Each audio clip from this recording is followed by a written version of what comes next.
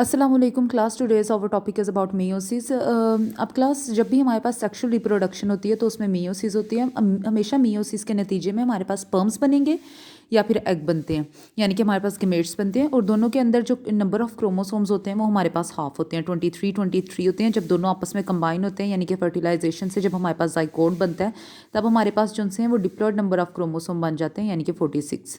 अब इसमें होता क्या है, इन्होंने कहा जब हमारे पास ये जो क्रोमोसोम है स्पर्म और एग जो उनसे गेमेट्स हैं, गेमेट्स जब आपस में फ्यूज़ करते हैं इस प्रोसेस को हम लोग क्या कहते हैं, सिनगैमी बोलते हैं। अब सिनगैमी के बाद क्या होता है, हमारे पास जाइगोट बनता है। नेक्स्ट हमारे पास है, इन्होंने कहा कांस्टेंट नंबर ऑफ क्रोमोसोम। इन्होंने कहा सोमेटिक सेल्स और गेमेट्स उन दोनों के अंदर क्या होते हैं, half of number of chromosome present होते हैं। अब क्लास हमारे पास होता क्या है, हमें पता है मियोसिस में हमारे पास स्पर्म्स और एग बनते हैं। और वो कहाँ पे बनते हैं, टेस्टिस के अंदर स्पर्म बनते हैं, ओवरीज के अंदर एग बनते हैं। इन दोनों के अंदर क्योंकि हमारे पास हमने क्या करना होता है, स्पर्म्स और एग जो से होते हैं वो क्या होते हैं, डिप्लॉयड होते हैं। अब इन दोनों ने आपस में कंबाइन होंगे तो नंबर ऑफ क्रोमोसोम डिप्लॉयड से भी ज़्यादा हो जाएंगे। इस वजह से नंबर ऑफ क्रोमोसोम को मेंटेन करने के लिए स्पर्म और एग दोनों के अंदर हमें क्या करना पड़ता है, उनको हैप्लॉइड करना पड़ता है। तो इन दोनों के अंदर टेस्टिस और ओवरीज के अंदर मियोसिस होगी, जिससे स्पर्म्स और एग क्या होते हैं, वो उनके अंदर जो गेमीट्स होते हैं वो क्या होते हैं, वो हैप्लॉइड हो जाते हैं। अब जब ये गेमीट्स आपस में कंबाइन करेंगे तो जो जाइगोट होगा वो डिप्लॉयड हमारे पास बनेगा। इन्होंने कहा इसके लिए मियोसिस, हमारे पास दो मियोसिस होती हैं, मियोसिस 1 और मियोसिस 2 होती हैं न्यूक्लियस के अंदर, रिजल्ट इन जिसमें हमारे पास 4 डॉटर सेल्स बनते हैं। और डॉटर सेल्स के अंदर जो नंबर ऑफ क्रोमोसोम्स होते हैं वो हाफ होते हैं। अब क्लास हमारे पास सबसे पहले जो इंटरफेज होता है मियोसिस 1 का, सबसे पहले मियोसिस 1 हमारे पास स्टार्ट होगी। इंटरफेज बिल्कुल सेम होता है, प्रोफेज सबसे पहले स्टार्ट होगी। मियोसिस के अंदर जितने भी स्टेप होंगे, मियोसिस 1 चल रही है क्योंकि, तो हम इसको बोलेंगे प्रोफेज 1, मेटाफेज 1, एनाफेज 1, यानी कि हम लोग सब में जो है यहाँ पे 1 लगा देंगे क्योंकि मियोसिस 1 स्टार्ट हो गई है। इसमें क्लास बिल्कुल सेम है, बस डिफरेंसेस आते हैं थोड़े से। नंबर 1 डिफरेंस आ जाता है क्रोमोसोम में। क्रोमोसोम पहले हमारे पास इस तरह के प्रेजेंट थे, लेकिन अब हमारे पास क्या होगा, जो क्रोमोसोम जोन से हैं ये क्या करेंगे, इस सेंट्रोमियर से दोनों आपस में अटैच होंगे, यहाँ से अटैच हो गए। अब हम इनको क्या कहेंगे, ये हमारे पास होमोलोगस क्रोमोसोम है। और होमोलोगस क्रोमोसोम के ये जो दो साइड्स होती है ये क्या होते हैं, आपस में सिस्टर क्रोमाटिड्स होती हैं। यानी कि एक साइड पे जो सी दो क्रोमोसोम्स प्रेजेंट होंगे वो एक दूसरे के होंगे सिस्टर क्रोमाटिड्स होंगे। अब क्लास इन्होंने यहाँ पे होमोलोगस क्रोमोसोम की डेफिनेशन के अंदर हमारे पास लिखा हुआ है कि इनकी क्रोमोसोम के ऊपर जीन्स प्रेजेंट होते हैं जो सिर्फ सेम ट्रेड के लिए होते हैं। सेम ट्रेड यानी कि उन्होंने कहा दो जिनसे क्रोमोसोम आपस में अटैच होंगे वो क्या होंगे, सेम ट्रेड के लिए होंगे। फॉर एग्जाम्पल हेयर कलर के लिए जिनसे आपस में अटैच होंगे, और दूसरा फॉर एग्जाम्पल मैं कहती हूँ कि वो हाइट के लिए या फिर आई कलर के लिए। अब क्लास फ़ौरन हमारे पास जैसे ये होमोलोगस क्रोमोसोम बन जाएंगे। अब क्लास ये हमारे पास होमोलोगस क्रोमोसोम है। ये क्लास हमारे पास नॉन सिस्टर क्रोमाटिड्स हैं, यानी कि एक दूसरे के नॉन सिस्टर होंगे, जबकि जो ये दोनों प्रेजेंट होंगे ये एक दूसरे के सिस्टर क्रोमाटिड्स प्रेजेंट होंगे। अलग अलग क्रोमोसोम के नॉन सिस्टर होते हैं, जबकि सेम क्रोमोसोम के सिस्टर क्रोमाटिड्स होते हैं, क्योंकि सेम क्रोमोसोम जो हैं वो एक ही ट्रेड के लिए उसके पास जीन्स होंगे दोनों के पास। नेक्स्ट क्या होगा, अब क्या होगा, जब ये सारे क्रोमोसोम आपस में क्या करेंगे, एक लाइन अप हो जाएंगे, यानी कि इस फॉर्म में, इसको हम लोग कहेंगे साइनेप्सिस। ये अब इनके अंदर साइनेप्सिस हो गया, यानी कि इनकी जो सी है इनके अंदर चाज़मेटा फॉर्मेशन हो गया। चाज़मेटा फॉर्मेशन अब किस तरह होती है, यानी कि इनकी जो साइड्स हैं वो क्या हो जाएंगे, आपस में कनेक्टेड हो जाएंगे, लाइन अप हो जाएंगे। इसको वैसे क्लास हम लोग बोलते हैं टेट्राएड फॉर्मेशन। यहाँ पे हमारे पास टेट्राएड बनता है। टेट्राएड क्यों बनता है, क्योंकि इसके अंदर क्या होता है, 1 2 3 4, यानी कि ये अगर जो कंबाइन हुई हैं दोनों उसकी साइड्स, वो टोटल कितनी है, 4 हैं। इस वजह से इसको टेट्रा बोलते हैं। टेट्रा का मतलब होता है 4। लेकिन अगर हम लोग देखें, क्योंकि 2 क्रोमोसोम आपस में अटैच हुए हैं, तो इनको हम लोग बोलते हैं बाइवेलेंट। इनको हम लोग बाइवेलेंट बोलते हैं। और जहाँ से वो पॉइंट जहाँ पे ये क्या हुई होती है, अटैचमेंट हुई होती है, उसको हम कहते हैं चाज़मेटा।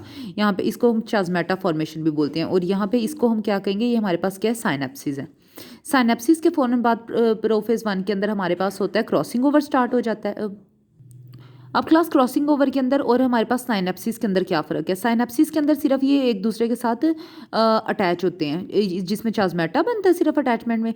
लेकिन जो क्रॉसिंग ओवर होता है उसमें क्या होता है, ये अपने जो उनसे जेनेटिक मटेरियल है वो क्या करते हैं, आपस में एक्सचेंज कर लेते हैं। मियोसिस के अंदर हमारे पास जो है वो जेनेटिक डाइवर्सिटी बहुत ज़्यादा प्रेजेंट होती है, जबकि माइटोसिस के अंदर, माइटोसिस ज़्यादातर एसेक्सुअल ऑर्गेनिज्म के अंदर हो रहा होता है, तो उनके अंदर क्या होता है, उनके वो बिल्कुल अपने पेरेंट की तरह प्रेजेंट, पेरेंट की बिल्कुल कॉपी होते हैं, कोई डाइवर्सिटी डाइवर्सिटी नहीं प्रेजेंट होती, जबकि मीओसिस के अंदर क्या होता है, ज़्यादातर डाइवर्सिटी प्रेजेंट होती है, क्योंकि इसके अंदर क्रॉसिंग ओवर होता है। क्रॉसिंग ओवर से क्या होता है, ये अपने जेनेटिक मटेरियल जो उनसे हैं वो क्या करते हैं, एक्सचेंज कर लेते हैं। अब इन्होंने क्या किया, अपना ये वाला जो सा पार्ट है एक दूसरे के साथ ये दोनों पार्ट्स एक्सचेंज कर लिए। रिकॉम्बिनेंट क्रोमाटिड हमारे पास आ गए हैं, और इस क्रोमाटिड यानी कि सिस्टर क्रोमाटिड्स हैं ये हमारे पास, और रिकॉम्बिनेंट यानी कि अब जेनेटिक कॉम्बिनेशन इनके अंदर प्रेजेंट हो गया। इस प्रोसेस को हम लोग क्या कहेंगे, क्रॉसिंग ओवर। अब क्लास प्रोफेज 1 के अंदर हमारे पास ये सिस्टर क्रोमाटिड से क्रॉसिंग ओवर भी हो गया, साइनेप्सिस हो गया। इसके अंदर हम देखते हैं नेक्स्ट मेटाफेज में क्या होगा। ये जो क्रोमोसोम्स हैं, होमोलोगस क्रोमोसोम्स, ये क्या करेंगे, आप यहाँ पे लाइन अप हो जाएंगे और मेटाफेज प्लेट बनाएंगे, या फिर हम लोग इसको इक्वेटोरियल प्लेट कहते हैं। अब इसमें क्या होंगे, ये हमारे पास जो स्पिंडल फाइबर है ये हमारे सेंट्रोमियर के साथ अटैच होंगे। सेंट्रोमियर के ऊपर एक स्पेसिफिक पॉइंट होता है जहाँ पे ये अटैच होते हैं, जिस पॉइंट को मैंने पिछले लेक्चर में बताया था, क्या कहते हैं, काइनेटोकोर। वो क्या होती है, एक डिस्क ऑफ प्रोटीन होती है जहाँ पे आके स्पिंडल ट्यूब्यूल्स जो हैं यानी कि स्पिंडल फाइबर आके अटैच होते हैं। अब ये क्या होगा, एनाफेज में ये क्रोमोसोम आपस में सेपरेट हो जाएंगे। ये हमारे पास क्या हुआ है, सेपरेशन हो गई है। टीलोफेज में क्या होगा, दोबारा न्यूक्लियर मेम्ब्रेन की फॉर्मेशन शुरू हो जाएगी। क्रोमोसोम जो से पहले कंडेंस थे, दोबारा जो से इनविजिबल होना शुरू होंगे, और न्यूक्लियस जो है वो इसके अंदर सेपरेट आउट हो जाएगा। अब हमारे पास यहाँ पे क्या होगा, जब डॉटर सेल्स दो बनेंगे, दोनों डॉटर सेल्स के अंदर सेम नंबर ऑफ क्रोमोसोम्स हैं, और दोनों क्या हो गए हैं, टोटली डिवाइड हो चुके हैं। अब हमारे पास हम देखते हैं मियोसिस 2 में क्या होगा। अब यही सेल जो से हैं वो क्या होगा, मियोसिस 2 के अंदर एंटर हो जाएंगे। अब जैसे हमारे पास माइटोसिस था, सेम माइटोसिस की तरह मियोसिस 2 है। जो हमारे पास मियोसिस 1 था उसके अंदर तो डिफरेंस यहाँ पे आ गया था कि क्रॉसिंग ओवर साइनेप्सिस वगैरह प्रेजेंट थे, और इसके अंदर होमोलोगस क्रोमोसोम थे। लेकिन जो हमारे पास मियोसिस 2 है वो सेम एग्जैक्ट कॉपी है उसकी माइटोसिस की। तो प्रोफेज 2 के अंदर क्या होता है, हमारे पास जो क्रोमाटिड्स हैं वो क्या होंगी, सबसे पहले न्यूक्लियस जो है इनविजिबल हो जाएगा, न्यूक्लियर मेम्ब्रेन जो है वो खत्म हो जाएगी, जो सेंट्रोमियर है वो क्या होंगे, अपनी अपनी पोल्स की तरफ मूव करेंगे। माइटोसिस में हमारे पास जो क्रोमोसोम है वो अरेंज हो जाएंगे, इक्वेटोरियल प्लेट बनाएंगे, मेटाफेज प्लेट बनाएंगे, स्पिंडल फाइबर उनके साथ अटैच हो जाएंगे। नेक्स्ट हमारे पास और कहाँ पे अटैच होंगे, सेंट्रोमियर के ऊपर पॉइंट पे। नेक्स्ट हमारे पास एनाफेज के अंदर ये क्या होंगे, सेपरेट हो जाएंगे क्रोमोसोम सेपरेट होने के बाद जो टीलोफेज के अंदर क्या होंगे, क्लेवेज फरो बनेगी, न्यूक्लियर मेम्ब्रेन जो है वो दोबारा विजिबल हो जाएगी, और यहाँ पे हमारे पास जो सेल्स हैं वो डॉटर सेल्स हैं वो टोटली डिवाइड हो चुके हैं। अब मैंने क्लास पहले ही इसके स्टार्ट में बता दिया था कि क्या होता है हमारे पास, जो हमारे पास मियोसिस के नतीजे में जो सेल्स बन रहे होते हैं वो हमारे पास असल में कौन से होते हैं, वो गमीट्स होते हैं, सेक्स सेल्स होते हैं, या वो एग्स होते हैं, या वो स्पर्म्स होते हैं। तो ये हमारे पास जो सेक्स सेल्स बने हैं यानी कि गमीट्स बने हैं, ये क्या है, हैप्लॉइड है। जब अब स्पर्म इनके अंदर एंटर करेंगे वो भी हैप्लॉइड होंगे, हैप्लॉइड दोनों मिलकर क्या बना देंगे, डिप्लॉइड जाइगोट बनाएंगे। अब क्लास यहाँ पे हमारे पास स्पर्मेटोजेनेसिस और ओजेनेसिस है, इनको देख लेते हैं। इन्होंने कहा meiosis result to form eggs and sperm. Meiosis के नतीजे में हमारे पास स्पर्म्स और एग बनते हैं। इन्होंने कहा स्पर्मेटोजेनेसिस पहले देखते हैं। स्पर्मेटोजेनेसिस के अंदर स्पर्म्स प्रोड्यूस होते हैं, और ऑल 4 प्रोडक्ट उन्होंने कहा कि कितने प्रोड्यूस होते हैं हमारे पास 4 प्रोडक्ट इसमें बनते हैं। इसमें जो 4 हमारे पास प्रोडक्ट आते हैं उन सबके पास फ्लैजिलम होता है, फ्लैजिलम इस वजह से ताकि वो एग के अंदर मूव कर सकें। और नेक्स्ट हमारे पास इनका होता है, उन्होंने कहा इनका आगे से अब पीछे से फ्लैजिला होता है और आगे से कप लाइक स्ट्रक्चर होता है, ताकि कप लाइक स्ट्रक्चर ताकि एग के अंदर ये पेनिट्रेट कर सकें। ओजेनेसिस जो है वो प्रोड्यूस करता है ओवियम कहते हैं एग को। नेक्स्ट है इसके अंदर क्या होता है, 4 माइटोटिक प्रोडक्ट बनते हैं। अब क्लास पहले हम लोगों ने जो मियोसिस से गेमेट्स बनाए थे वो 4 बनाए थे। 4 जो स्पर्म होंगे वो चारों के चारों काम करते हैं, लेकिन ओजेनेसिस में जो 4 एग बनते हैं उनमें से इन्होंने कहा सिर्फ एक फंक्शनल होता है, बाकी जो उनसे होते हैं वो पोलर बॉडीज होती हैं जो कि डिसइंटीग्रेट हो जाती हैं, यानी कि वो ख़त्म हो जाती हैं। अब क्लास डीएनए क्या होता है, डीएनए वो होता है जिसके अंदर जेनेटिक मटेरियल जो है वो स्टोर हुआ होता है। उन्होंने कहा डीएनए के पास 4 कैरेक्टरिस्टिक हैं जिसकी वजह से जेनेटिक्स मटेरियल इसके अंदर स्टोर हुआ होता है। Number 1, they have code for sequence of amino acid in protein and control protein synthesis. DNA के पास एक जेनेटिक इन्फॉर्मेशन होती है कि अमाइनो एसिड किस तरह अटैच होंगे तो स्पेसिफिक प्रोटीन बनेगी जो कि बॉडी को चाहिए। तो वो उसकी कोड की बात करें कि वो कोड जो सा होता है वो किसके पास होता है, डीएनए के पास होता है। Number 2, replication itself prior during cell division. उन्होंने कहा ये सेल डिवीजन के दौरान अपने आप को रेप्लिकेट भी कर सकता है। Number 3, in nucleus of eukaryotic cell division in nucleus of eukaryotic cell. ये क्या करता है, यूकैरियोटिक सेल की सेल डिवीजन करवाता है न्यूक्लियस के अंदर। Number 4, change over time evolution. ये क्या करता है क्लास, अपने आप को टाइम टू टाइम चेंज करता रहता है, यानी कि एवोल्यूशन करवाता है। नेक्स्ट क्लास हम लोग डीएनए को स्टडी करते हैं। उन्होंने कहा डीएनए जो सा एक हेलिकल मॉडल होता है। उन्होंने कहा है कि इसमें क्या होता है, molecule participate in protein synthesis. दो मालिक्यूल इन्होंने कहा प्रोटीन सिंथेसिस करने में काम आते हैं। Number 1 DNA, number 2 RNA. जो आरएनए होता है, डीएनए आरएनए को बनाता है। आरएनए जो सा है वो न्यूक्लियस के अंदर बनता है और ट्रैवल करता है साइटोप्लाज्म में, और साइटोप्लाज्म के अंदर ये फिर ट्रैवल करेगा दूसरी ऑर्गेनेली जिसका नाम होता है राइबोसोम में, क्योंकि राइबोसोम में फिर क्या करता है, प्रोटीन जो सी है वो बनाता है। क्योंकि डीएनए आरएनए को बनाएगा, आरएनए क्या करेगा, डीएनए के पास कोड होता है कि अमाइनो एसिड कैसे अटैच हो के हमारे पास प्रोटीन बने। तो ये आरएनए उससे कोड लेकर कि कहाँ पे जाएगा, न्यूक्लियस में बन के बाहर जाएगा साइटोप्लाज्म में। साइटोप्लाज्म में आरएन राइबोसोम के पास जाएगा कोड लेकर, और फिर वहाँ पे अमाइनो एसिड अटैच करके प्रोटीन बनाएगा। उन्होंने कहा इसकी स्टडी जिसमें क्या होता है, इंफॉर्मेशन स्टोर हुई होती है डीएनए में, किसकी फॉर्म में, कोड की फॉर्म में स्टोर हुई होती है, और आरएनए और प्रोटीन से मिलकर बनी होती है। जो इन्फॉर्मेशन होती है वो डीएनए के अंदर स्टोर होती है in the form of code. वो कोड जो है वो आरएनए लेता है और उससे क्या बनाता है, प्रोटीन बनाता है। इस पूरी प्रोसेस की स्टडी को, इस सारे सिस्टम की स्टडी को हम लोग क्या कहते हैं, मॉलिक्यूलर जेनेटिक्स कहते हैं। अब क्लास डीएनए और आरएनए का स्ट्रक्चर देख लेते हैं। उन्होंने कहा ये लार्ज सब यूनिट न्यूक्लियोटाइड से मिलकर बनता है, और न्यूक्लियोटाइड जो उनसे होते हैं यानी कि डीऑक्सी राइबो न्यूक्लियोटाइड और राइबो न्यूक्लियोटाइड से, वो 3 चीज़ों से बनते हैं। न्यूक्लियोटाइड जो उनसे होते हैं नाइट्रोजन कंटेनिंग बेस से, पेंटोज से, और साथ में फॉस्फोरिक ग्रुप से। फॉस्फोरिक ग्रुप हमारे पास बॉन्ड PO4 होता है। ये 5 कार्बन शुगर होती है। 5 कार्बन शुगर जो उनसे डीएनए में होती है वो होती है हमारे पास डीऑक्सी राइबोस, और जो आरएनए में होती है वो होती है राइबोस। नाइट्रोजन कंटेनिंग बेस हमारे पास 2 टाइप्स की होती हैं, एक डबल रिंग होती है प्योरीन, और एक सिंगल रिंग होती है पायरिमिडाइन। ये क्लास अब हमारे पास इस तरह डबल रिंग होती है और ये सिंगल रिंग होती है। अब क्लास डीएनए और आरएनए में डिफरेंस देख लेते हैं। नंबर 1 डिफरेंस हमारे पास आ जाता है। जो क्लास हमारे पास डीएनए के अंदर प्योरीन होती है, डीएनए और आरएनए दोनों में प्योरीन और पायरिमिडाइन होते हैं। जो प्योरीन होती है दोनों के अंदर एडिनाइन और गवानीन होती है। जो पायरिमिडाइन होती है दोनों के अंदर साइटोसिन और थायमीन होती है। लेकिन फ़र्क कहाँ पे आता है, जो साइटोसिन होती है वो दोनों के अंदर होती है, गवानीन और एडिनिन भी, लेकिन जो थायमीन होती है वो डीएनए के अंदर प्रेजेंट होगा, लेकिन आरएनए के अंदर थायमीन की जगह यूरेसिल जो है वो प्रेजेंट होता है। सेकंड डिफरेंस है डीएनए और आरएनए की शुगर में, इसके अंदर डीऑक्सी राइबोस शुगर होता है और इसके अंदर राइबोस शुगर होता है। थर्ड आ जाता है डीएनए डबल स्टैंडर्ड होती है जबकि आरएनए सिंगल। अब क्लास नेक्स्ट क्वेश्चन यहाँ पे आ जाता है, न्यूक्लियोटाइड जो सा होता है वो किस तरह 3 डायमेंशनल डीएनए मॉलिक्यूल के अंदर लिंक करेगा। उन्होंने कहा ये एक लेडर लाइक होता है, यानी कि लेडर लाइक हमारे पास होता है। उन्होंने कहा इसकी जो रेल होती है वो 2 चीज़ों से बनी होती है, शुगर से और फॉस्फेट से। अल्टरनेट का मतलब होता है पहले शुगर आती है, फिर उसके साथ फॉस्फेट, फिर शुगर, फिर फॉस्फेट, यानी कि अल्टरनेट दोनों अरेंज हुए होते हैं और attach to 5 carbon of deoxyribose. उन्होंने कहा डीएनए के अंदर क्या होगा, शुगर जो सी होगी वो डीऑक्सी राइबोस होगी, उसका जो 5th नंबर वाला कार्बन होगा उसके साथ फॉस्फेट जो है वो अटैच हुआ होगा। जैसे क्लास अब हमारे पास ये नीचे शुगर का मॉलिक्यूल है, डीऑक्सी राइबो न्यूक्लियोटाइड के अंदर नीचे बिल्कुल शुगर का मॉलिक्यूल है। ये क्या है, 5 कार्बन शुगर है। ये इसके ऊपर जो है ये हमारे पास 5th कार्बन जो है वो प्रेजेंट है। 5th कार्बन के साथ हमारे पास फॉस्फोरिक ग्रुप जो है PO4 जो है वो अटैच हुआ हुआ है। अब नेक्स्ट हमारे पास क्या होगा, अब क्लास इन्होंने कहा ये 2 जो उनसे स्टैंड होते हैं इनके दरमियान में क्या होती हैं, बेसिस अटैच हुई होती हैं। जो हमारे पास एडिनाइन है प्योरीन की, वो डीएनए के अंदर हाइड्रोजन बॉन्ड बनाती है थायमीन के साथ, और जो गायनीन है वो अटैच होती है साइटोसिन के साथ। यानी कि दोनों प्योरीन बेसिस जो सी हैं वो पायरिमिडाइन बेसिस के साथ क्या करती हैं, बॉन्ड बनाती हैं। उन्होंने कहा इन दोनों की बॉन्डिंग बहुत इंपॉर्टेंट होती है इसके मिड में, क्योंकि क्या होता है ये दोनों जो सी स्टैंड्स हैं उनको क्या करती है, आपस में जोड़ के रखती है। इन्होंने कहा है कि एक जो सा डीएनए स्टैंड होता है वो हमारे पास होता है 5 से लेके 3 तक जा रहा होता है, एक जो सी हमारे पास साइड होती है, जबकि दूसरा उसके बिल्कुल पैरेलल होता है, 3 से 5 जा रहा होता है, यानी कि बिल्कुल जो स्पायरल होता है वो उसके पहले वाले स्पायरल के ऑपोजिट होता है। इसको हम लोग क्या कहते हैं, एंटी पैरेलल। अब क्लास इस तरह हमारे पास सेंटर में क्या होता है, एडिनिन ने थायमीन के साथ और साइटोसिन ने गायनिन के साथ क्या किया होता है, बेस अटैचमेंट की होती है।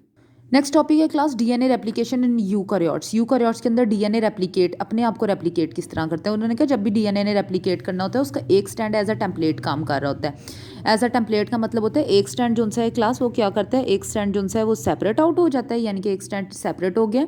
अब ये स्टैंड क्या करेगा, अपने साथ जो है वो दूसरी जो है वो न्यू चेन बनाएगा। अब उन्होंने कहा है कि वो दूसरी न्यू चेन बनाता है अब क्लास उन्होंने कहा है कि इसके अंदर जो बेस सीक्वेंस होता है वो डिसाइड करता है कि दूसरे वाले चेन का बेस सीक्वेंस जो न्यू चेन बन रही है उसका बेस सीक्वेंस किस तरह का होगा।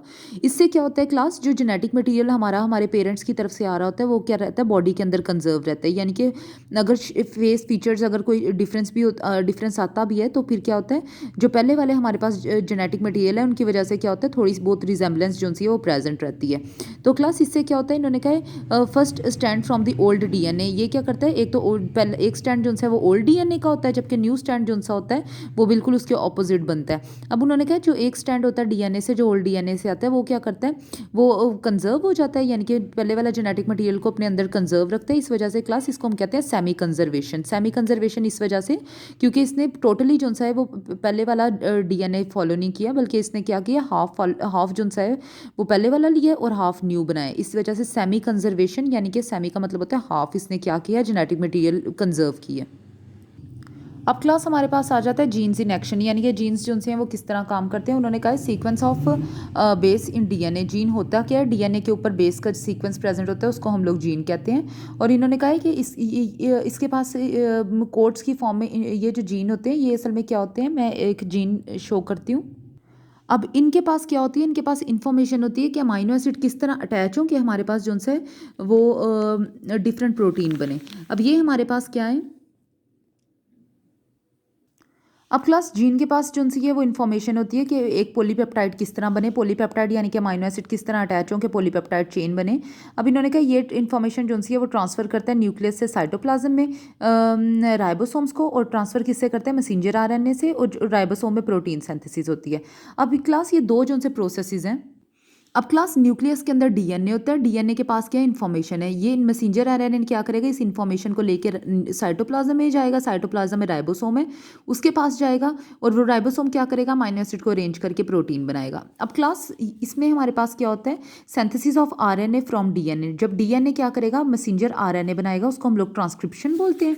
अब जब ये जो आरएनए होगा ये ट्रैवल करेगा राइबोसोम के पास ताकि वहाँ पे प्रोटीन बनाए, इसको हम लोग ट्रांसलेशन कहते हैं। अब इन्होंने कहा है कि हमारे पास 3 काइंड ऑफ आरएनए होते हैं। Number 1 RNA messenger RNA, transfers RNA और राइबोसोमल आरएनए। मैसेंजर आरएनए हमारे पास लीनियर स्टैंड होते हैं। उन्होंने कहा ये genetic instruction from protein synthesis in cytoplasm, ये क्या करता है, जेनेटिक इंस्ट्रक्शन जो है डीएनए से लेता है और कहाँ पे साइटोप्लाज्म के अंदर चला जाता है। और जेनेटिक इन्फॉर्मेशन किस चीज़ की होती है, प्रोटीन बनाने के लिए होती है। ट्रांसफर आरएनए क्या करता है, वो अमाइनो एसिड की साइटोप्लाज्म में से इंफॉर्मेशन लेता है और राइबोसोम के अंदर चला जाता है, राइबोसोम के अंदर ट्रांसफर करता है जहाँ पे पॉलीपेप्टाइड चेन ने बनना होता है। राइबोसोमल आरएनए क्या करता है, राइबोसोमल आरएनए जो है अलॉन्ग विद इनके साथ जो है प्रोटीन अटैच होती है और यही क्या करते हैं, राइबोसोम बनाते हैं। यानी कि राइबोसोमल आरएनए पहले ही राइबोसोम बना देंगे और फिर क्या करेगा, ये डीएनए से इन्फॉर्मेशन लेके साइटोप्लाज्म में आएगा, साइटोप्लाज्म से राइबोसोम के अंदर इन्फॉर्मेशन ट्रांसफर आरएनए लेके आएगा। नेक्स्ट देखते हैं topic genetic code. Genetic code class हमारे पास क्या होता है, डीएनए के अंदर इन्फॉर्मेशन होती है, क्योंकि बॉडी के अंदर अमाइनो एसिड सिर्फ 20 होते हैं कि 20 डिफरेंट अमाइनो एसिड किस तरह अरेंज हो ऑर्गेनिज्म के अंदर कि हमारे पास डिफरेंट जो से हैं वो जो कोडॉन बने, हमारे पास डिफरेंट कोडॉन बने। अब क्लास कोडॉन हमारे पास क्या होता है, codon is a sequence of 3 basis. ये 3 बेसिस आपस में जब अटैच होती हैं तो हमारे पास एक सीक्वेंस बनता है, उसको हम लोग क्या कहते हैं, कोडॉन। अब इन्होंने कहा है कि बॉडी के अंदर मोर देन 1 कोडॉन, एक से ज़्यादा कोडॉन होता है, और कुछ जो उनसे कोडॉन होते हैं वो सेम अमाइनो एसिड बना रहे होते हैं। क्लास जो हमारे पास कोडॉन होते हैं, जेनेटिक इन्फॉर्मेशन क्या करती है, कोडॉन यानी कि कोडॉन की फॉर्म में होती है। अब ये जो कोडॉन क्या होते हैं, कोडॉन असल में क्या होते हैं कि बेसिस जब आपस में अटैच होती हैं तो कोडॉन बनता है। कोडॉन क्या करता है, आगे से कोडॉन आगे से एक अमाइनो एसिड बनाता है, ठीक है। कोडॉन यानी कि एक कोडॉन का मतलब होता है एक अमाइनो एसिड। अब ये अमाइनो एसिड जो से होते हैं ये 2 या 3 कोडॉन आपस में अटैच होकर प्रोटीन बनाते हैं। ये हमारे पास सबसे पहले अब क्या होगा, बेस जो सी है नाइट्रोजीनियस बेस आपस में अटैच होकर कोडॉन बनाएगी। मैं इसकी एग्जांपल एक दिखाती हूँ। अब क्लास ये हमारे पास बेसिस हैं, बेसिस कौन कौन सी है हमारे पास, यहाँ पर ये वाली देख लेते हैं। ये हमारे पास है GAC, जी का गायानिन, एडिनिन और साइटोसिन, 3 नाइट्रोजीनियस बेसिस अटैच होकर ये हमारे पास एक कोडॉन बन गई है। और ये किसका कोड हमारे पास आ रहा है, ASP का। अब ASP हम लोग नीचे देखते हैं, ASP हमारे पास है, ये ASP हमारे पास है एस्पार्टिक एसिड का, एस्पार्टिक एसिड का हमारे पास ये कोड आ जाता है। अब क्लास इसी तरह ये नाइट्रोजीनियस बेसिस मिलके आपस में कोडॉन बनाते हैं और कोडॉन क्या करते हैं, हमारे पास डिफरेंट जो से अमाइनो एसिड के कोड्स हैं। अब क्लास इन्होंने कहा हुआ है कि एक से ज़्यादा जो उनसे कोडॉन होते हैं वो क्या करते हैं, एक ही अमाइनो एसिड बना रहे होते हैं। अब जैसे यहाँ पे हमारे पास THR है, ये हमारे पास एक अमाइनो एसिड है और ये सारे जो उनसे कोडॉन है ये एक के ही हैं। यानी कि इन्होंने क्या किया है, अपने बेसिस को इस तरह अरेंज किए हैं कि इतने ज़्यादा कोडॉन बनाए हैं, लेकिन ये सारे कोडॉन जो उनसे हैं वो एक ही अमाइनो एसिड हमारे पास बना रहे हैं, क्योंकि टोटल अमाइनो एसिड तो हमारे पास हैं ही 20, तो 20 से ज़्यादा हो ही नहीं सकते। तो इन्होंने क्योंकि कोडॉन ज़्यादा हो जाते हैं तो एक से ज़्यादा कोडॉन जो उनसे होते हैं वो एक ही अमाइनो एसिड बना रहे होते हैं। यानी कि अगर हम लोग टोटल देखें तो कोडॉन बहुत ज़्यादा है और अमाइनो एसिड बहुत कम है। तो क्लास हमारे पास यहाँ पे 64 कोडॉन टोटल बनते हैं और जो किससे जो बनाते हैं सिर्फ 24 अमाइनो एसिड बनाते हैं, इसको क्लास हम लोग क्या कहते हैं, डीजेनरेसी बोलते हैं। अब क्लास यहाँ पे हमारे पास आ जाता है, क्योंकि क्लास ये सारे अमाइनो एसिड आपस में मिलकर प्रोटीन बना रहे होते हैं, तो ये बेस सीक्वेंस जो है हमारे पास UAA, UAG, UGA, ये तीनों क्या करते हैं, ये स्टॉप सिग्नल होते हैं। यानी कि इससे क्या होता है, पेप्टाइड जो सी सिंथेसाइज हो रही होती है वो एंड हो जाती है, यानी कि चेन जो सी है वो बनना बंद हो जाती है। जबकि AUG जो सा कोडॉन है वो हमारे पास होता है फॉर अमाइनो एसिड। ये कौन सा अमाइनो एसिड बनाते हैं, मिथ्योनाइन जो सा है वो बनाता है और ये स्टार्ट सिग्नल होता है। इससे क्या करता है, प्रोटीन बनना शुरू हो जाती है। अब उन्होंने कहा है कि चेंज इन DNA और क्रोमोसोम नंबर, कभी कभी क्लास क्या होता है कि क्रोमोसोम नंबर जो है वो चेंज हो जाता है। अब चेंज किस तरह होता है, अब कभी कभी क्लास जब चेंज DNA में आता है, यानी कि जेनेटिक मटेरियल चेंज होता है, तो ये क्या करता है, इस वजह से भी ये चेंज बेनिफिशियल होता है ह्यूमन के लिए, कि वो चेंजिंग इन्वायरमेंट जैसे जैसे चेंज हो रहा होता है, जो जेनेटिक मटेरियल भी चेंज हो रहा होता है, तो उसकी सर्वाइवल के अंदर हेल्प आउट करता है। जैसे जो हमने जिराफ की एग्जाम्पल देखी थी, उसमें नेक जो सी है वो लंबी होती जाती है, आगे ऑफस्प्रिंग की और भी लंबी होती जाती है। तो ये क्या है, जेनेटिक उनके अंदर म्यूटेशन आ रही होती है, तो ये क्या होता है, उसके सर्वाइवल के लिए इंपॉर्टेंट है। नेक्स्ट हम लोग देखते हैं पॉइंट म्यूटेशन क्या होता है। उन्होंने कहा चेंज इन न्यूक्लियोटाइड सीक्वेंस, कभी कभी जो न्यूक्लियोटाइड सीक्वेंस होता है, जैसे कि कोडॉन जो हमारे पास था न्यूक्लियोटाइड सीक्वेंस था, उसके अंदर चेंज आ जाता है। अब किस तरह चेंज आता है, जैसे क्लास हमारे पास आ जाता है AUG बनना होता है, लेकिन जो बेस है हमारे पास ACG बन जाती है। यानी कि एक जो हमारे पास न्यूक्लियोटाइड है, एक बेस है, वो सिर्फ चेंज होती है। उससे क्या होता है, या वो रिप्लेस हो जाती है जैसे अभी मैंने रिप्लेस किया, या फिर क्या होता है, एडिशन हो जाता है। जैसे कि अभी AUG ने बनना था तो उसकी जगह क्या आता है, AUUG, यानी कि 2 U आ जाती हैं। सॉरी, इसके अंदर तो हमारे पास U बन ही नहीं सकता DNA के अंदर, क्योंकि यूरेसिल जो है वो RNA में होता है, इसमें हम लोग C कर लेते हैं। यानी कि अगर यहाँ पे C बनना है तो 2 C आ जाते हैं, एडिशन हो जाता है, या फिर क्या हो जाता है, डिलीशन हो जाता है। यानी कि ACG ने बनना है तो हमारे पास सिर्फ AG बनेगा, यानी कि एक जो है वो ख़त्म हो गया है। उन्होंने कहा ये अगर केसेस हों तो इससे हमारे इसको कहते हैं पॉइंट म्यूटेशन। पॉइंट का मतलब होता है सिर्फ एक पॉइंट का फ़र्क आता है। अब इन्होंने कहा ये कभी कभी स्पॉन्टेनियस होता है, यानी कि खुद ब खुद हो रहा है, यानी कि base pair error during replication के दौरान बेस की पेयरिंग के दौरान एरर आ जाता है। इससे क्या होता है, substitution of one base pair और टू अनदर। सब्सटीट्यूशन का मतलब होता है रिप्लेस कर देना, एक बेस पेयर दूसरी को रिप्लेस कर देती है।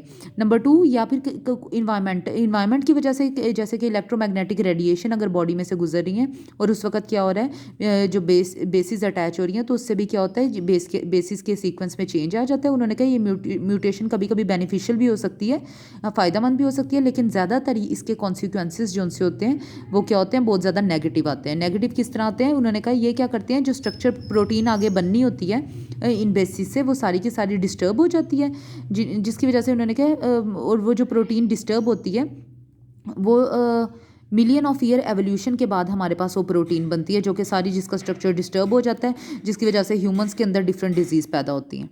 नेक्स्ट हमारे पास आ जाता है क्रोमोसोम नंबर। उन्होंने कहा चेंज इन, अब कभी कभी क्या होता है, क्रोमोसोम नंबर के अंदर पूरा सेट ऑफ क्रोमोसोम जो है वो चेंज हो जाता है, इसे हम लोग पॉलीप्लॉइडी कहते हैं। अब क्लास पूरा सेट क्रोमोसोम नंबर का चेंज होने से क्या मुराद है, यानी कि 2N हमारे पास होते हैं क्रोमोसोम नंबर होते हैं, यानी कि N हमारे पास होता है, N हमारे पास 23 होते हैं, 2 यानी कि हमारे पास 46 नंबर ऑफ क्रोमोसोम होते हैं। ये हमारे पास होता है पूरा सेट होता है क्रोमोसोम का। लेकिन क्या होता है, इसके अंदर जब एक क्रोमोसोम ऐड हो जाए या माइनस हो जाए तो इसको कहते हैं कि पूरे सेट के अंदर क्या हो गया, ये एक ऐड कर दिया मैंने पूरे सेट के अंदर और एक निकाल दिया पूरे सेट में से, तो पूरा सेट अफेक्ट होगा क्रोमोसोम नंबर के, जो सा पूरा सेट है वो चेंज होगा, इसे हम लोग पॉलीप्लॉइडी कहते हैं। अब क्लास हमारे पास पॉलीप्लॉइडी हमने देख लिया था। एन्यूप्लॉइडी क्या होता है, जब भी एडिशन या डिलीशन, या फिर एडिशन होता है या फिर एक क्रोमोसोम हम निकाल देते हैं, एक या एक से ज़्यादा क्रोमोसोम सिर्फ एक क्रोमोसोम पूरे सेट के अंदर से हम पूरा सेट जो सा है वो हम लोग डिस्टर्ब नहीं करते, उसको हम लोग क्या कहते हैं, एन्यूप्लॉइडी। अब इसमें क्या होता है, उन्होंने कहा addition of one chromosome in set के अंदर अगर एक क्रोमोसोम ऐड करेंगे ट्राइसोम में उसको बोलेंगे, क्योंकि क्या हो जाएगा, एक क्रोमोसोम ऐड हो गया इसके अंदर। जबकि अगर हम लोग इस पूरे सेट के अंदर एक क्रोमोसोम माइनस कर देंगे यानी कि निकाल देंगे, इसे हम कहेंगे मोनोसोमी, यानी कि एक क्रोमोसोम निकल गया, एक क्रोमोसोम ऐड होकर इसको क्या कहेंगे, ट्राइसोमी कहेंगे।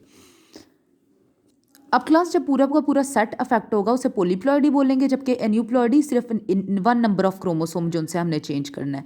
अब क्लास इन्होंने कहा ये जो एरर आती है ये असल में कब आती है, मियोसिस के दौरान। इनके अंदर जो एन्यूप्लॉइडी है वो कब आती है, मियोसिस के दौरान आती है।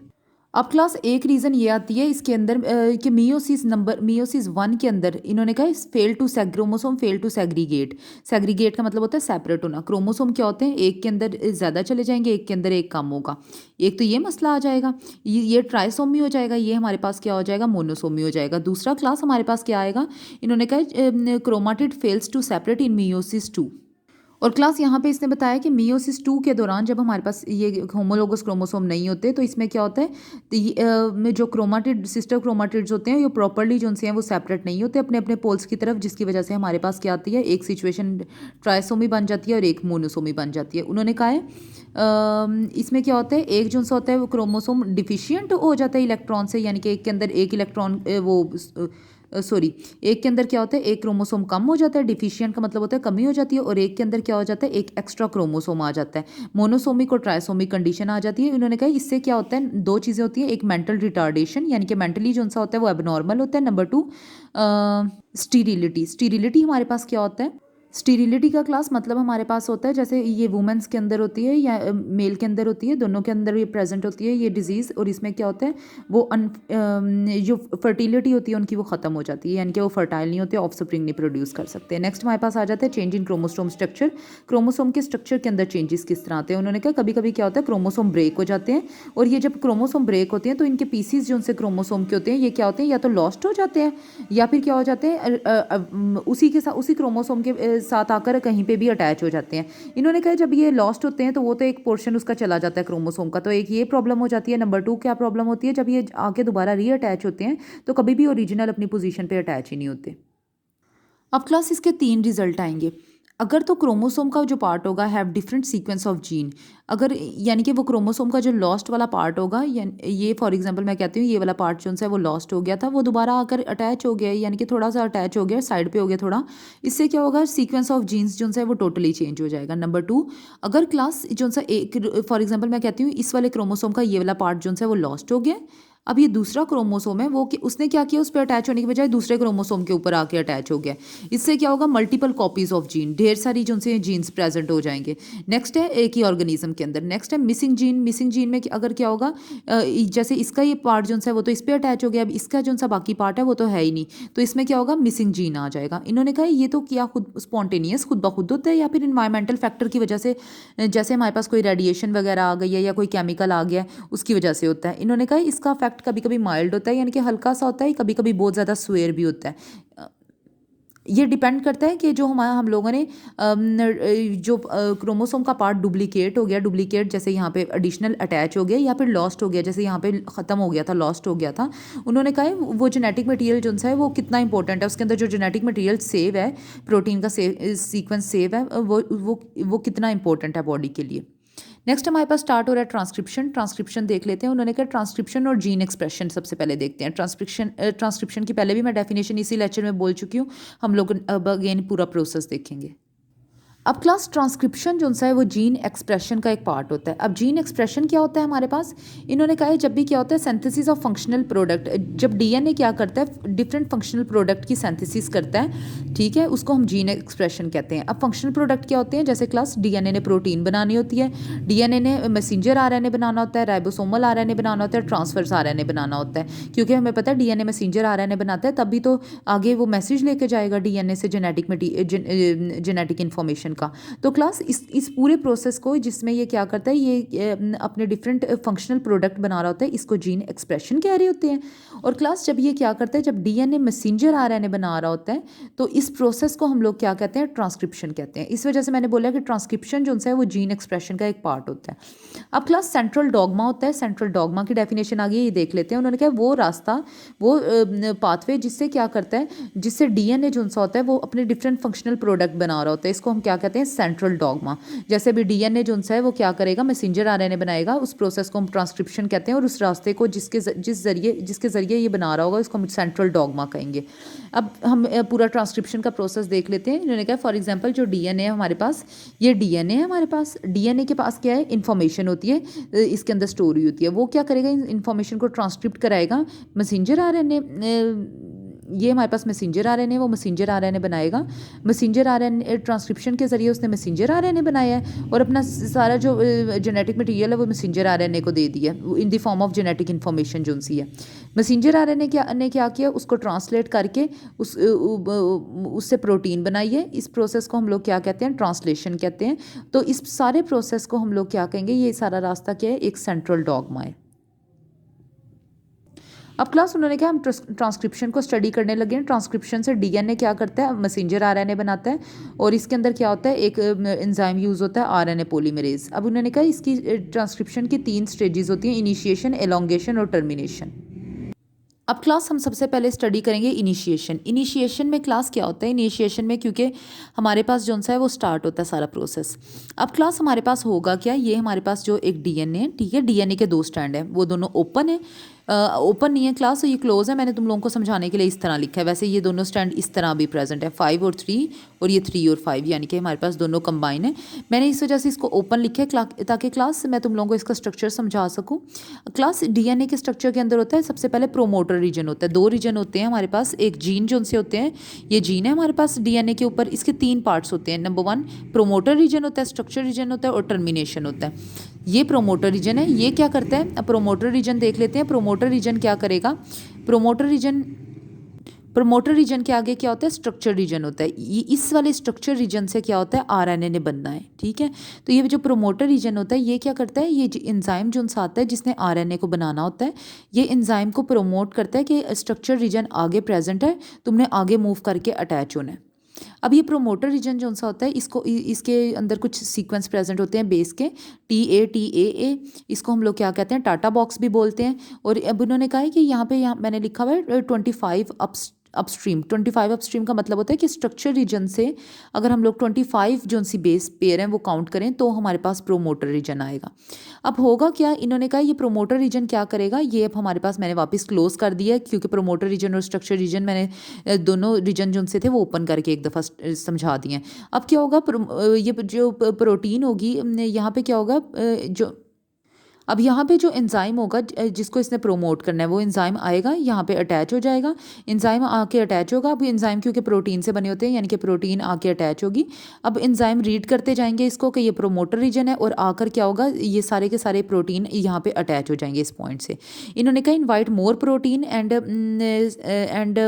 फॉर्म। अब इन्होंने कहा ये क्या करेगा, एक प्रोटीन अटैच होगा तो वो बाकी प्रोटीन को भी कहेगा कि वो भी आके अटैच करो, उनको प्रोमोट करेगा, इन्वाइट करेगा, जिससे हमारे पास एक कॉम्प्लेक्स टाइप बन जाएगा जिसको हम क्या कहते हैं, ट्रांसक्रिप्शन इनिशिएशन कॉम्प्लेक्स। इसको हम क्या कहेंगे, ट्रांसक्रिप्शन इनिशिएशन कॉम्प्लेक्स, क्योंकि इसकी वजह से ट्रांसक्रिप्शन आगे स्ट्रक्चर रीजन में स्टार्ट होने वाली है। अब क्लास हमारे पास क्या होगा, ये जो हमारे पास इतनी सारी प्रोटीन अटैच हुई हैं, इसकी वजह से हमारे पास एक एंजाइम होगा, इसे हम कहते हैं आरएनए पॉलीमरेज। अब ये आरएनए पॉलीमरेज इसके ऊपर आकर क्या हो जाएगा, अटैच हो जाएगा पूरे प्रोमोटर रीजन के ऊपर। इसको हम लोग क्या कहेंगे, अब ये जो हमारे पास अंदर प्रोटीन का पार्ट प्रेजेंट होगा इसको हम कहेंगे ट्रांसक्रिप्शन फैक्टर कहेंगे, ट्रांसक्रिप्शन फैक्टर कहेंगे। और जो क्लास इसके ऊपर उसके ऊपर आरएनए पॉलीमरेज जो है वो अटैच हो जाएगा। अब क्लास आरएनए पॉलीमरेज यहाँ पे क्या करेगा, इसके अंदर जो हमारे पास सीक्वेंस होगा डीएनए होगा उसको अनबाइंड करना शुरू कर देगा। डीएनए स्ट्रैंड को अनबाइंड का मतलब होता है दोनों स्ट्रैंड्स को ओपन करना शुरू कर देगा। अब क्लास जैसे ये यहाँ पे अटैच हुआ था, ये हमारे पास एक जो सा है एक बबल टाइप स्ट्रक्चर आया था। ये बबल टाइप स्ट्रक्चर के अंदर से क्या हुआ है, बेसिस जो सी हैं वो ओपन होना शुरू हो गई हैं। अब क्लास इस बबल टाइप अपीयरेंस में ट्रांसक्रिप्शन जो सी है वो स्टार्ट हो चुकी है। अब क्लास एलोंगेशन में क्या होगा, ये हमारे पास मैसेंजर आरएनए की चेन आएगी, मैसेंजर आरएनए की सिर्फ एक ही स्टैंड होगा। ये इसके अब क्या होगा, ये यहाँ पे 3 5 है। अब क्लास ये हमेशा याद रखना है क्योंकि नीचे वाला अटैच करेगा वो क्या है 5 है, यहाँ ये वाली साइड, तो हमेशा 3 वाली साइड जो सी है वो आरएनए की अंदर आएगी क्योंकि ये नीचे वाली जो सी नीचे वाला स्टैंड है वो क्या करेगा, वो मैसेंजर आरएनए बना रहा है। तो क्लास अब मैसेंजर आरएनए जो सा है ये यहाँ पे जो बेस होगी उसके ऑपोजिट जो सी है यहाँ पे बेसिस लगती जाएंगी, लेकिन फ़र्क सिर्फ इतना होगा कि थायमिन की जगह यहाँ पे होगा हमारे पास नहीं एडिनाइन के साथ जो थायमिन अटैच नहीं होगा, एडिनाइन के साथ इसके अंदर यूरेसिल जो है वो अटैच होगा क्योंकि आरएनए के अंदर यूरेसिल प्रेजेंट होता है, डीएनए के अंदर जो है वो थायमिन प्रेजेंट होता है। तो यहाँ पे जो हमारे पास एडिनिन था फॉर एग्जांपल वो थायमिन के साथ अटैच हुआ होगा, लेकिन जब ये वाली यहाँ पे आएगी तो एडिनिन के साथ कौन अटैच होगी, यूरेसिल अटैच होगी। बाकी सी और जी उस बाकी सीक्वेंस सेम रहेगा। तो ये मैसेंजर आरएनए क्या होगा, यहाँ पे इसके साथ अटैच होता जाएगा और जो चेन बनती जाएगी वो आगे मूव करती जाएगी, इसके मिड में मूव करती जाएगी। अब class DNA attach basis of RNA, DNA क्या करेगा, आरएनए की बेसिस अटैच करेगा। अब इन्होंने कहा है, अब क्लास ये जो ऊपर वाला पार्ट होगा इसको हम क्या कहेंगे, इसको हम लोग कहेंगे कोडिंग सीक्वेंस बोलेंगे। इसको क्लास हमने कोडिंग सीक्वेंस इस वजह से बोला है क्योंकि क्लास ये बिल्कुल ये जो न्यू मैसेंजर आरएनए बन रहा है ये बिल्कुल आरएनए की तरह होता है। ठीक है, क्यों उसकी तरह होता है, क्योंकि नीचे जो सा हमारे पास है, नीचे वाले जो हमारे पास डीएनए है उसमें जो सीक्वेंस हमारे पास आ रहे हैं ए है, तो क्लास ए है और साथ में हमारे पास फॉर एग्जांपल सी है। तो क्लास ऊपर वाला क्या होगा, हमारे पास टी होगा और ये क्या होगा, जी होगा। तो क्लास ये जो दरमियान बन रहा है न्यू सीक्वेंस, ये भी क्या कर रहे हैं, इसके ऑपोजिट ही बना रहे हैं। ए है यहाँ पे, बस फ़र्क ये आएगा, यहाँ पे क्या हो जाएगा, ए की जगह यूरेसिल हो जाएगा और सी की जगह यहाँ पे क्या आ जाएगा, जी। तो ऊपर वाले बिल्कुल सीक्वेंस के सेम होता है ये, इस वजह से क्लास ऊपर वाले सीक्वेंस को हम लोग कहते हैं कोडिंग सीक्वेंस बोलते हैं। बस उसमें फ़र्क क्या होता है, यूरेसिल इंस्टेड ऑफ थायमिन की जगह यूरेसिल होता है। नेक्स्ट क्लास टर्मिनेशन हमारे पास दो तरह से होती है, एक होता है R H O dependent termination और दूसरी होती है हमारे पास R H O independent termination. जो R H O dependent termination है, ये आर एच ओ असल में है क्या, ये एक प्रोटीन होती है। तो क्लास ये जो टर्मिनेशन है ये प्रोटीन के ऊपर डिपेंड करती है और ये वाली जो टर्मिनेशन कहते हैं एंडिंग को, ये एंडिंग प्रोटीन के ऊपर डिपेंड नहीं करती। इसमें हमारे पास क्या होता है, इन्होंने कहा है अब क्लास इसमें हमारे पास क्या होगा, यहाँ जब भी क्लास यहाँ पे हमारे पास होगा R H O factor, messenger RNA के ऊपर आर एच ओ फैक्टर लगा होता है, आर एच ओ प्रोटीन आएगी और यहाँ पे आगे अटैच हो जाएगी। जैसे ही यहाँ पे आके अटैच हो जाएगी, ये बाइंड करेगी, उसको क्या करेगी, क्लाइम एंड क्रिएट डिस्टर्बेंस, उसके अंदर डिस्टर्बेंस क्रिएट कर देगी जिसकी वजह से क्लास ये जो सा है ओपन हो जाएगा और मैसेंजर आरएनए जो सा है इसमें से बाहर निकल जाएगा। अब क्लास हमेशा याद रखना है, जब भी मैसेंजर आरएनए की एंडिंग होगी तो वो यहाँ इस पॉइंट पे होगी, इसको हम कहते हैं ट्रांसक्रिप्शन स्टॉप पॉइंट। यहाँ पे ट्रांसक्रिप्शन ने स्टॉप होना है, यहाँ पे आके जो हमारे पास ये चेन है वो क्या हो जाएगी, निकल जाएगी, सेपरेट आउट हो जाएगी। नेक्स्ट क्लास हमारे पास आ जाता है R H O independent termination. इसमें इनको कोई प्रोटीन वगैरह की ज़रूरत नहीं है। इसमें कैसे अब जो सा क्लास पेयरिंग जो सी है वो रुकेगी और मैसेंजर आरएनए सेपरेट होगा। इसमें होता क्या है, ये चेन जो सी है क्लास ये सीधी सीधी जा रही होगी, यानी कि इसमें बिल्कुल सीधी अटैचमेंट होगी। अचानक से क्या होगा, जब इसने रुकना होगा तो इसमें ये जो से ये वाली साइड होगी, ये क्या करेगी आगे से, तो ये डीएनए के साथ अटैच हो रही होगी, डीएनए के साथ अटैच हो रही होगी। जो क्लास ये वाली साइड होगी, ये क्या करेगी, ये अपने ही पीछे वाली जो चेन होगी उसके साथ अटैच होना शुरू हो जाएगी, जिसकी वजह से ये साइड जो सी है वो अटैच हो रही है इसके साथ। तो ये दरमियान वाला जो पोर्शन होगा ये ऊपर की तरफ मूव कर जाएगा यूँ, और ये वाली जो साइड होगी ये पास आ जाएगी, यूँ हो जाएगी। इन्होंने कहा ये हमारे पास किस तरह के पेरेंट्स, इन्होंने कहा हेयर पिन लूप बन जाएगा, जैसे हेयर पिन का लूप बना होता है उस तरह लूप बन जाएगा और यहाँ से क्या होगा, ये अपने साथ अटैचमेंट शुरू कर देगी। ठीक है, इस कौन सी पेयरिंग शुरू कर देगी, जी सी के साथ, जी सी के साथ और जी सी के साथ। यहाँ पे जितने भी जी होंगे सी के साथ अटैच होना शुरू हो जाएंगे। अब क्लास इन्होंने कहा, और यहाँ पे क्लास जो सी उस वक्त पेयरिंग प्रेजेंट होगी वो होगी A T A T A T. अब क्लास यहाँ पे ए टी हमारे पास, यानी कि ये किसकी है, डीएनए की पेयरिंग होगी। और उन्होंने कहा यहाँ से मैसेंजर आरएनए जो है यहाँ से कट ऑफ हो जाएगा, उधर ही रुक जाएगा। उन्होंने कहा काजिंग डिस्टर्बेंस, ये जो हमारे पास पिन होल लाइक स्ट्रक्चर आएगा ये डिस्टर्बेंस काज करेगा, बॉन्ड यहाँ से ब्रेक करेगा फ़ौरन, और फ़ौरन क्या होगा, मैसेंजर आरएनए जो है वो सेपरेट आउट हो जाएगा।